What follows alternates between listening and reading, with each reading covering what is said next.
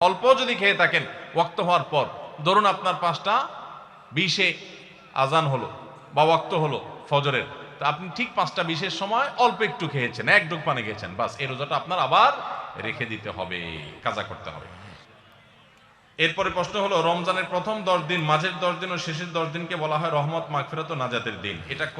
এটা কতটা সহিহ? তাহলে কি ওই দিনগুলোতে রহমত, মাগফিরাত, নাজাত পাওয়া যাবে নাকি বাকি দিনগুলোতেও পাওয়া যাবে?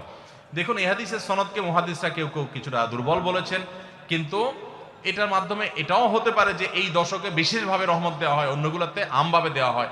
তো এর মানে এই না যে অন্য দিনগুলোতে রহমত দেওয়া হয় না। আমার উপর যখন রোজা ফরজ হয় তখন আমার বয়স 11 বছর ছিল, আমি তখন রোজা রাখি নাই, এখন কিভাবে রোজা রাখবো? আপনি এখন রোজা রাখবেন, আগের যত রোজা বাকি ছিল রাখেন নাই সেগুলো কতগুলো হলো আনুমানিক একটা ফিগার বের করে এখন থেকে রোজাগুলো রেখে রেখে শেষ করবেন। আমরা গরিব মানুষ, শ্রমজীবী, মাঠে